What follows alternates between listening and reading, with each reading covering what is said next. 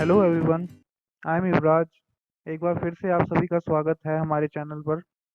दोस्तों, आज हम कंटिन्यू करने जा रहे हैं यूपीएससी 2019 का प्रीलिम्स का क्वेश्चन पेपर, जिसका सॉल्यूशन आपने फर्स्ट पार्ट में देख लिया होगा 25 क्वेश्चन तक। तो आज हम कंटिन्यू करेंगे 26 क्वेश्चन से लेकर के 50 नंबर क्वेश्चन तक। तो आइए बिना वक्त गवाए शुरू करते हैं हमारा 26 number question. Which one of the following is not most likely measure the government RBI takes to stop the slide of Indian rupee? यह कहना चाह रहा है कि इनमें से कौन सा मेजर गवर्नमेंट या आरबीआई नहीं उठाती इंडियन रुपी की गिरावट को रोकने के लिए। चलिए ऑप्शन देखते हैं। देखिए, पहला ऑप्शन कह रहा है कि curbing imports of non essential goods and promoting exports. इसका मतलब ये है कि नॉन एसेंशियल गुड्स जो हैं उनका इंपोर्ट जो है वह रोककर एक्सपोर्ट को प्रमोट किया जाए। दूसरा ऑप्शन यह कह रहा है कि इंडियन बोरोवर्स को एनकरेज किया जाए कि वो रुपी डिनोमिनेटेड मसाला बॉन्ड्स को इशू करें। मसाला बॉन्ड्स के बारे में हम अब अभी आगे बात करेंगे। अगला ऑप्शन देखते हैं कि एक्सटर्नल कमर्शियल बोरोइंग जो होती है उसे और ज़्यादा फैसिलिटेट किया जाए। और लास्ट ऑप्शन था एक्सपेंशनरी मॉनेटरी पॉलिसी को फॉलो किया जाए। तो इनमें से सही ऑप्शन बताना है कि आरबीआई या गवर्नमेंट कौन सा मेजर नहीं उठाती रुपए की गिरावट को लेकर। राइट ऑप्शन होगा ऑप्शन डी। आइए सबसे पहले बात करते हैं नॉन एसेंशियल गुड्स कौन कौन से होते हैं। नॉन एसेंशियल गुड्स ऐसी चीजें जो रोजमर्रा के जीवन में इतनी जरूरी नहीं होती, काम नहीं आती, वो नॉन एसेंशियल गुड्स में आती है, जैसे कि ज्वेलरी, इलेक्ट्रॉनिक्स, डाइनिंग आउट या बाहर खाना खाना एटसेट्रा। अब बात करते हैं मसाला बॉन्ड्स की। मान लीजिए एक बी कंपनी है जिस इंडिया की, जिसने फॉरेन कंपनी से कुछ डॉलर्स में इन्वेस्ट करवाया, अपनी कंपनी में इन्वेस्ट करवाया। तो मान लीजिए बी जो कंपनी है उसने ए कंपनी ने बी कंपनी को $10 दिए 1 तारीख को। तो जब बी कंपनी ए कंपनी को रीपे करेगी इंटरेस्ट के साथ सेकंड डेट को, तो मान लेते हैं बी कंपनी $13 इंटरेस्ट के साथ में ए कंपनी को पे करेगी। तो दोस्तों, ध्यान देने वाली बात ये है कि जब बी कंपनी ने इन्वेस्ट करवाया था तब $10 एक डेट को, जो इंडियन रुपी की जो वैल्यू थी उसके अकॉर्डिंग 1 तारीख को इन्वेस्टमेंट हुई थी। और जब रीपे हुआ तब $13 को जो इन्वेस्ट किया गया वह सेकंड डेट को, तब उस डेट के हिसाब से, इंडियन रुपीस के हिसाब से उसको रीपे करना पड़ेगा। यह होता है ग्रीन बॉन्ड। अब मसाला बॉन्ड में क्या होगा कि जब बी कंपनी ने ए कंपनी से इन्वेस्ट करवाया है तो वह यह एग्रीमेंट रुपीस के अंदर करेगी, जिससे क्या होगा कि उसे जब रीपे करना पड़ेगा तब उस एक A1 डेट के हिसाब से ही उसे रीपे करना होगा ए कंपनी को, जिससे कि बी कंपनी को लॉस नहीं होगा। तो यह होता है मसाला बॉन्ड्स। अब बात करते हैं एक्सटर्नल कमर्शियल बोरोइंग की। इसको शॉर्ट फॉर्म में ईसीबी भी कहते हैं। दोस्तों, यह एक फॉरेन कैपिटल है जो लोन्स प्रोवाइड किए जाते हैं कमर्शियल बैंक्स और अदर इंस्टीट्यूशंस के। तो मान लीजिए यह इंडिया है और इंडिया में रहने वाले किसी पर्सन ने फॉरेन से कोई लोन परचेज किया ईसीबी के तहत। देखिए, ईसीबी में क्या होता है कि बड़े बड़े लोन्स इशू किए जाते हैं और उनका मैच्योरिटी पीरियड होता है 7 to 10 ईयर्स। मतलब 7 to 10 ईयर्स में उन्हें वह लोन्स वापस चुकाने होते हैं फॉरेन बैंक्स को। अब इनके फ़ायदे क्या-क्या होते हैं कि इस लार्ज वॉल्यूम ऑफ फंड्स लिए जा सकते हैं, मतलब बड़ी मात्रा में पैसे लिए जा सकते हैं बाहर से, और इनके इंटरेस्ट रेट्स भी लो होते हैं। और जो मैच्योरिटी पीरियड है, जैसे कि मैंने यहाँ बताया, मैच्योरिटी पीरियड भी इसका काफ़ी अधिक होता है। ईसीबी से लोन लेकर के कोई भी इंसान अपने लोकल एरिया के छोटे-मोटे लोन्स को पे कर सकता है। अब बात करते हैं एक्सपेंशनरी मॉनेटरी पॉलिसी की। इसमें क्या होता है कि आरबीआई मनी सप्लाई को इंक्रीज़ कर देता है, जिससे कि मार्केट में ज़्यादा पैसा आ सके।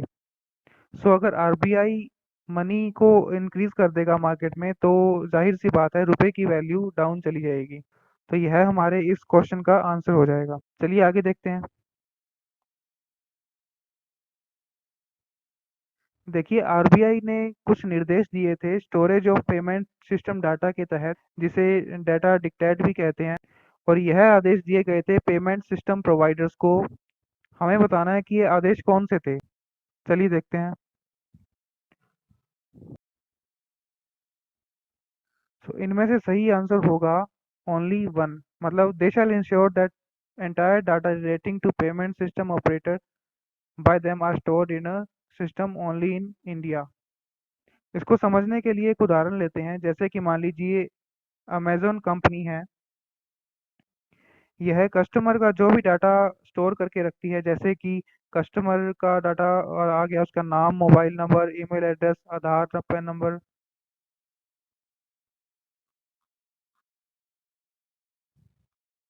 या फिर पेमेंट सेंसिटिव डाटा,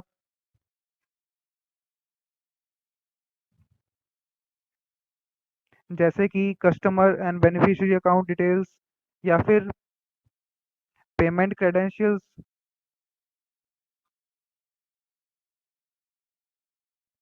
और या फिर ट्रांजैक्शन का डाटा।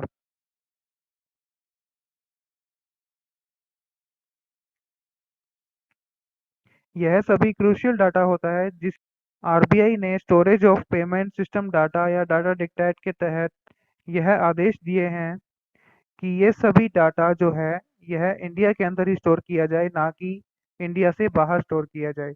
और अगर यह डाटा इंडिया से बाहर है तो उसे 24 आवर्स के अंदर वापस ला दिया जाए। सो इसका सही आंसर होगा ओनली वन ए। चलिए नेक्स्ट क्वेश्चन की तरफ चलते हैं।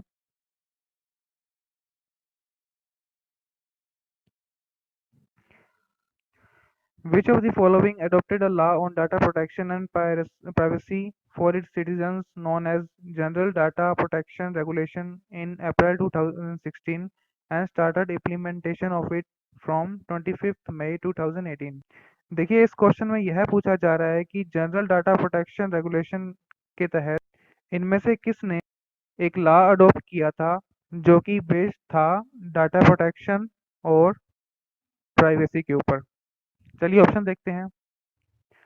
इनमें से दोस्तों सही आंसर होगा यूरोपियन यूनियन। देखिए, यूरोपियन यूनियन की 28 कंट्रीज जो हैं उसमें यह लॉ अडॉप्ट किया गया है, जिसमें नए और स्ट्रिक्ट रूल्स बनाए गए हैं कंट्रोल करने के लिए आई पीआईआई को। पीआईआई की फुल फॉर्म आप मुझे कमेंट कीजिए कमेंट बॉक्स में। देखिए, यह पर्सनल डाटा को प्रोटेक्ट करता है और डाटा प्रोटेक्शन राइट्स का जो कंट्रोल है वह खुद उनके सिटीजन्स को दे दिया जाता है इस एक्ट के तहत। सो इसका सही ऑप्शन होगा ऑप्शन सी, यूरोपियन यूनियन। चलिए नेक्स्ट क्वेश्चन की तरफ चलते हैं। देखिए, रिसेंटली इंडिया ने एक डील साइन की थी न्यूक्लियर फील्ड के अंदर। उस डील वह डील किस कंट्री के साथ साइन की गई थी यह हमें बताना है। चलिए ऑप्शन देखें। जापान, रशिया, यूनाइटेड किंगडम और यूएस। दोस्तों, यह डील रशिया के साथ साइन की गई थी और न्यू दिल्ली के अंदर 5 अक्टूबर 2018 को यह डील साइन की गई थी।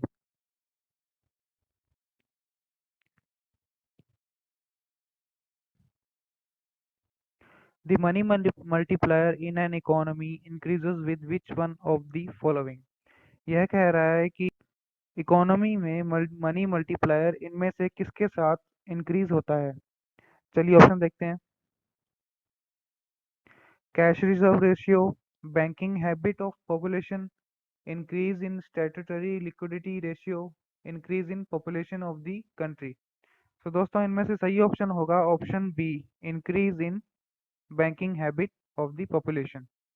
देखिए मनी मल्टीप्लायर की डेफिनेशन यह कहती है कि banking system maximum amount of money generate कर सकता है, वह होता है मनी मल्टीप्लायर।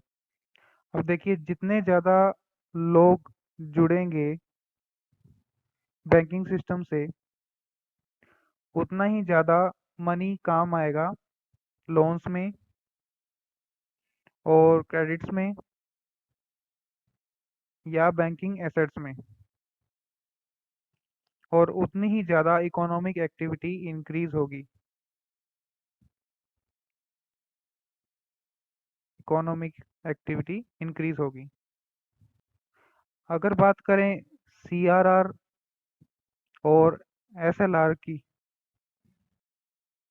तो जितना सीआरआर और एसएलआर इंक्रीज होंगे, उतनी ही ज़्यादा मनी मल्टीप्लायर की जो कंडीशन है वह डाउन जाएगी। तो इसका ऑप्शन होगा बी। चलिए नेक्स्ट क्वेश्चन की तरफ चलते हैं।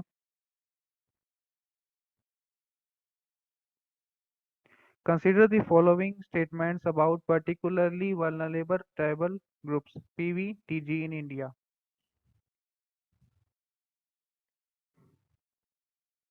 देखिए इसका सही ऑप्शन होगा सी, मीन्स 1, 2 और 4, ये सही होगा। देखें क्या कह रहे हैं ये। PVTG resides in 18 states and 1 union territory. मतलब पीवीटीजी जो ग्रुप्स हैं वह 18 स्टेट और 1 यूनियन टेरिटरी में रिसाइड करते हैं। पीवीटीजी स्टेटस को डिटरमाइन करने के लिए स्टैग्नेंट और डिक्लाइनिंग पॉपुलेशन का क्राइटेरिया होना जरूरी है। और इर्रूलर और कोंडा रेड्डी एक ट्राइब्स हैं जो कि पीवीटीजी की लिस्ट के अंदर आते हैं। देखिए यह क्राइटेरिया है एक पीवीटीजी ग्रुप को लिस्ट करने का, और यह प्रोसेस है कि जिसके तहत पीवीटीजी ग्रुप लिस्टेड किए जाते हैं। इसमें आप देख सकते हैं कि सेंट्रल गवर्नमेंट जो होती हैं वह प्रपोजल्स भेजती हैं central ministry of tribal welfare को। वहाँ से यह क्राइटेरिया फुलफिल होने के बाद में पीवीटीजी ग्रुप्स डिक्लेयर्ड हो जाते हैं। चलिए नेक्स्ट क्वेश्चन की तरफ चलते हैं।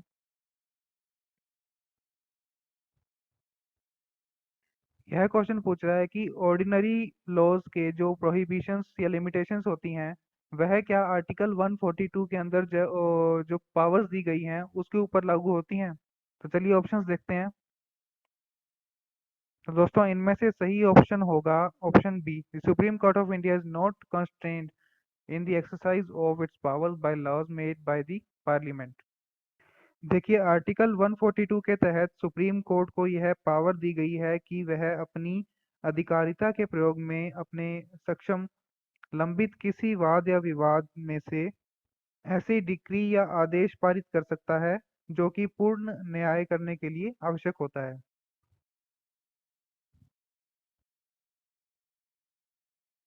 चलिए अगला क्वेश्चन देखते हैं। इनमें से सही ऑप्शन बताना है हमें इंडिया के स्टेट्स की लेजिस्लेटिव असेंबली से रिलेटेड। देखिए पहला ऑप्शन यह कह रहा है कि गवर्नर एड्रेस करता है मेंबर्स ऑफ द हाउस को फर्स्ट सेशन के हर एक ईयर के फर्स्ट सेशन में। और दूसरे ऑप्शन में यह कहा जा रहा है कि स्टेट लेजिस्लेचर के अगर पास अगर कोई किसी पर्टिकुलर मैटर पे कोई खुद का कानून नहीं है तो वह लोकसभा के कानून को फॉलो करेगा। तो इनमें से सही ऑप्शन होगा ऑप्शन ए, 1 ओनली, मतलब पहला ऑप्शन यहाँ पर सही है। देखिए गवर्नर जो एड्रेस करेगा वह कानून जो लॉ दिया गया है वह आर्टिकल 176 के अंदर दिया गया है। लेकिन अगर बात करें रूल्स की तो जो स्पीकर होता है स्टेट लेजिस्लेचर का, लेजिस्लेटिव असेंबली का जो स्पीकर होता है या काउंसिल का जो स्पीकर होता है वह डिसाइड करता है उस मैटर पर क्या रूल्स बनाए जाएं। तो इसका ऑप्शन होगा फर्स्ट ऑप्शन ए। चलिए अगले क्वेश्चन पर चलते हैं। Consider the following statements. देखिए इसका सही आंसर होगा ऑप्शन नंबर सी, मतलब सेकंड पॉइंट और फोर्थ पॉइंट जो है वह सही होगा। अब एक एक करके सभी पॉइंट्स को चेक करते हैं। पहला ऑप्शन कहता है कि यूएनसीएसी जो है इसके पास में एक प्रोटोकॉल है जो कि अगेंस्ट है स्मगलिंग के माइग्रेंट्स की, फिर चाहे वो ज़मीन से हो, समुद्र से हो या फिर हवा से हो। तो दोस्तों यह पॉइंट गलत हो जाता है, क्योंकि यह जो प्रोटोकॉल है ये यूएनसीएसी के पास ना हो करके यूएनटीओसी के पास में है। दूसरा ऑप्शन यह कह रहा है कि यूएनसीएसी पहला legally binding global anti corruption instrument है, जबकि यह भी सही है कि यह एकमात्र ऐसा इंस्ट्रूमेंट है जो कि सेकंड ऑप्शन में यूएनसीएसी एकमात्र इंस्ट्रूमेंट है जो कि anti corruption globally anti corruption है। देखिए अगर हम थर्ड पॉइंट को एलिमिनेट कर देते हैं इसमें से, तो ऑटोमेटिकली हमारा जो आंसर है इन तीनों ऑप्शंस में से थर्ड पॉइंट को अगर एलिमिनेट कर दिया जाए तो ऑटोमेटिकली हमारा आंसर सी आ जाएगा। अब बात करते हैं फोर्थ पॉइंट की। यूएनओ डीसी के मेंबर स्टेट्स ने इसे कंपलसरी किया कि यह यूएनसीएसी और यूएनटीओसी के इम्प्लीमेंटेशन में सहायता करे या मदद करे। तो इसके साथ फोर्थ पॉइंट भी हमारा सही निकल जाएगा। चलिए नेक्स्ट क्वेश्चन की तरफ चलते हैं।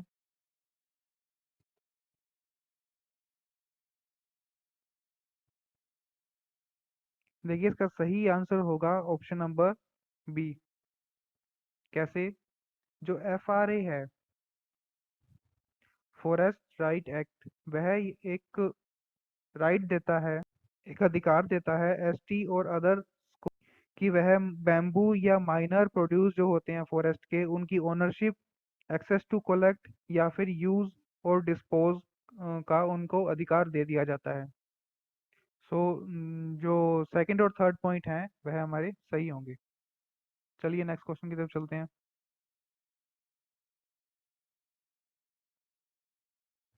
Which article of the constitution of India safeguards one's right to marry the person of one's choice? इसका सही आंसर होगा आर्टिकल नंबर 21। देखिए इसमें यह भी कहा गया है कि अगर कोई पर्सन किसी वेनरल डिजीज से सफ़र कर रहा है तो उसे शादी करने का या मैरी करने का अधिकार नहीं है जब तक कि वह डिजीज क्योर नहीं हो जाती। देखिए Lata Singh versus UP, state of UP के केस में जो कि 2006 में था, उसमें यह कहा गया था कि पेरेंट्स चाहे तो रिलेशन कट ऑफ कर सकते हैं अपने सन या डॉटर के साथ में, पर उन्हें थ्रेट नहीं कर सकते या फिर किसी तरह का इन्वेस्टिगेट नहीं कर सकते वायलेंस के लिए। So let's move towards our next question.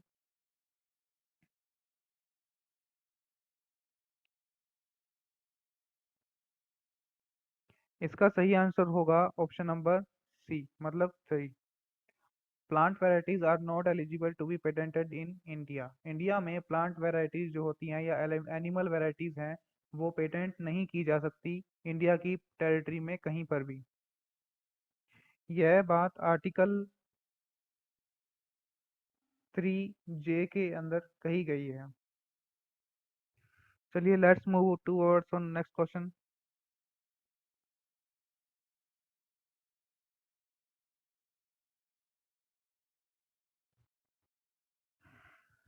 The Environment Protection Act 1986 empowers the government of India to।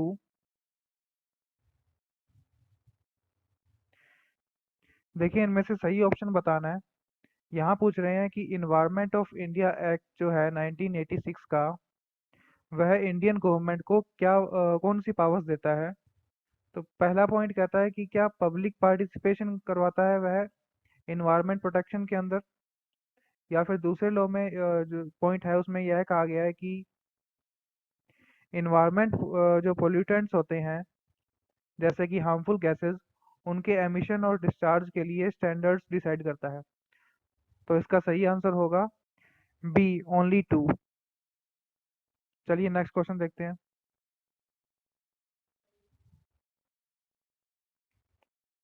As per the solid waste management rules 2016 in India, which one of the following statements is correct?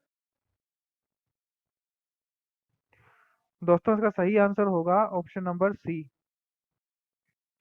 यह कह रहा है कि landfill and waste processing facilities के sites के identification के लिए exact और विस्तृत क्राइटेरिया प्रोवाइड करती है। कौन?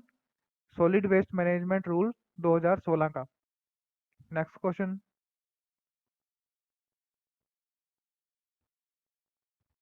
As per the industrial employment standing order central amendment rules 2018, इनमें से कौन सा ऑप्शन सही होगा? इसका सही आंसर होगा सी, मतलब बोथ 1 एंड 2, ये दोनों ऑप्शन ही सही हैं। अगला question. In the context of digital technologies for entertainment consider the following statements. देखिए इसमें दो तरह की फिल्मिंग के बारे में बताया गया है। एक तो होता है एआर ऑगमेंटेड रियलिटी, और दूसरा होता है वर्चुअल रियलिटी। यहाँ आप जो देख रहे हैं, ये वाली जो इमेज है, इसके अंदर जो बताया गया है कि इंडिविजुअल्स जो होते हैं वो रियल वर्ल्ड के अंदर प्रेजेंट होते हैं और अपने एक्सपीरियंस को इम्प्रूव करते हैं कैमरा, स्मार्टफोन या फिर पीसी की मदद से। जबकि वीआर जो टेक्नोलॉजी है ये वाली, इसके अंदर एक इमेजिनरी वर्ल्ड जो है वह क्रिएट किया जाता है इंडिविजुअल के अराउंड, और उसे वर्ल्ड से अलग कर दिया जाता है। तो इसका सही ऑप्शन होगा बी, 3 और 4। चलिए next question. The word Denisovan is sometimes mentioned in media in reference to, इनमें से सही ऑप्शन होगा an early human species.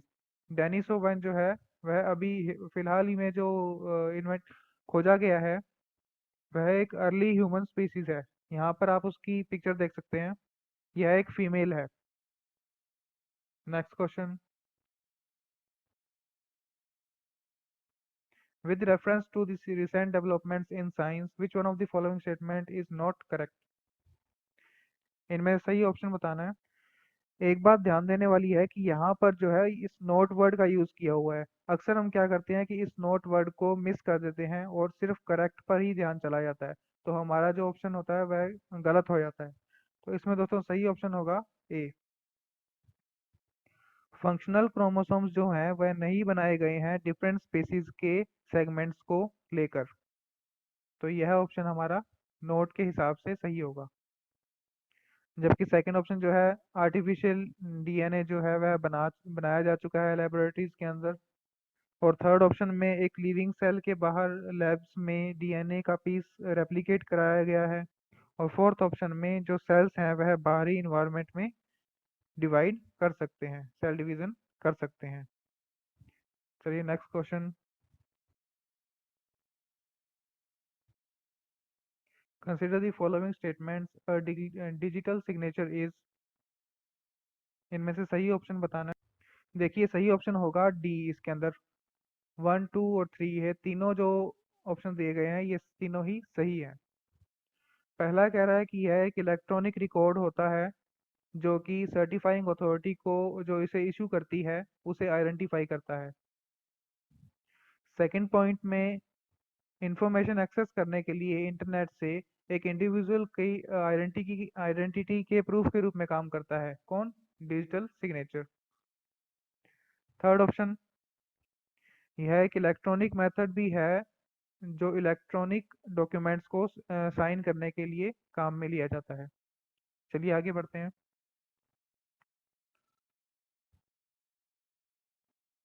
In the context of wearable technology, which one of the following tasks are accomplished by wearable device? इनमें से सही option बताना है हमें।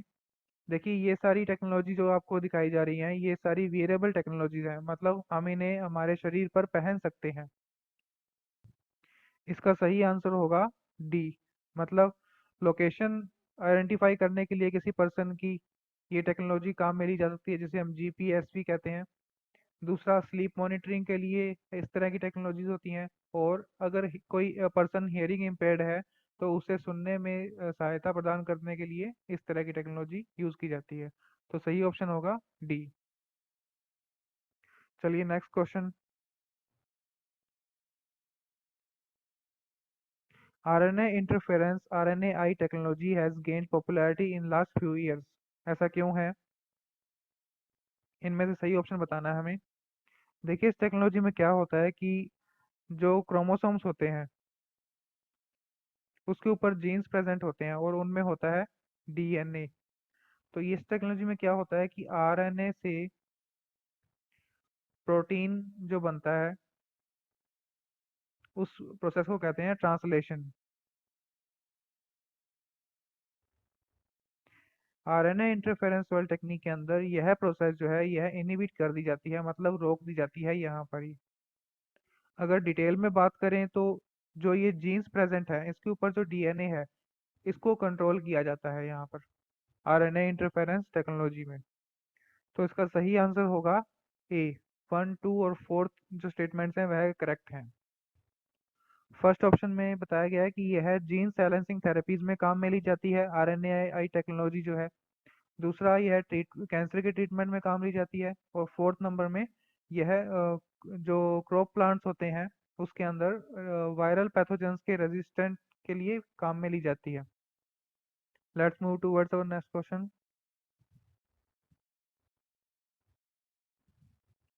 Recently, scientists observed the merger of giant black holes billion of light years away from the Earth. What is the significance of this observation? इस observation का क्या significance है कि millions of जो है light years away अर्थ से एक giant black hole के अंदर दूसरे जो हैं black holes वो उसके अंदर merge हो गए हैं। चलिए ऑप्शन देखते हैं कि इसका significance क्या है। तो इसका राइट ऑप्शन होगा ग्रेविटेशनल जो वेव्स हैं वह डिटेक्ट की गई हैं आउटर स्पेस के अंदर light years away from the earth. Next question.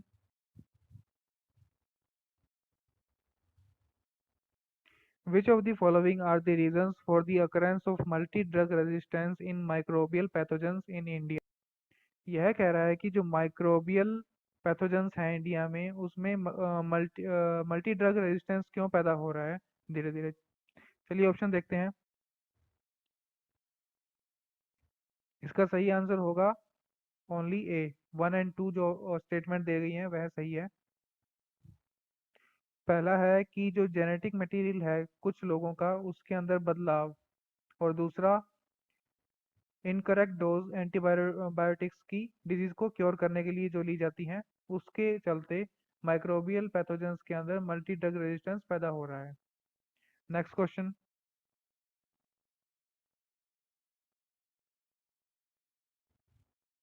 What is Cas9 protein that is often mentioned in news. Cas9 protein क्या है जो कि अक्सर न्यूज़ में मेंशन किया जाता है। देखिए यह एक तरह का मॉलिक्यूलर सीजर है जो कि जीन एडिटिंग के लिए काम में लिया जाता है। इसका पूरा नाम है क्रिस्पर केस 9। CRISPR case 9। यहाँ आप देख सकते हैं कैसे जो जीन्स हैं जो डीएनए के अंदर जो जीन्स होते हैं उसके अंदर Cas9 का यहाँ यूज किया जा रहा है। किसके लिए? जीन एडिटिंग के लिए। चलिए नेक्स्ट क्वेश्चन।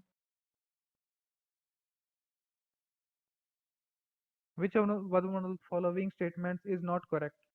इनमें से कौन सा स्टेटमेंट करेक्ट नहीं है। सही आंसर होगा बी ऑप्शन हेपेटाइटिस बी। इसका वैक्सीन आ चुका है जबकि यहाँ ऑप्शन में बताया गया है कि इसका वैक्सीन नहीं है। हेपेटाइटिस बी लीडिंग कोज है लीवर के कैंसर के लिए। और जो इन्फेंट्स से लेकर बच्चों से लेकर के 18 साल तक के बच्चे जो होते हैं उन्हें फर्स्ट एंटी कैंसर वैक्सीन जो दी जाती है वह हेपेटाइटिस बी की दी जाती है। तो दोस्तों इस वीडियो में इतना ही। अगले वीडियो में हम डिस्कस करेंगे क्वेश्चन नंबर 51 से 75 तक। सो वीडियो को लाइक शेयर और सब्सक्राइब करना ना भूलें। And for next videos stay tuned and keep watching. Thank you.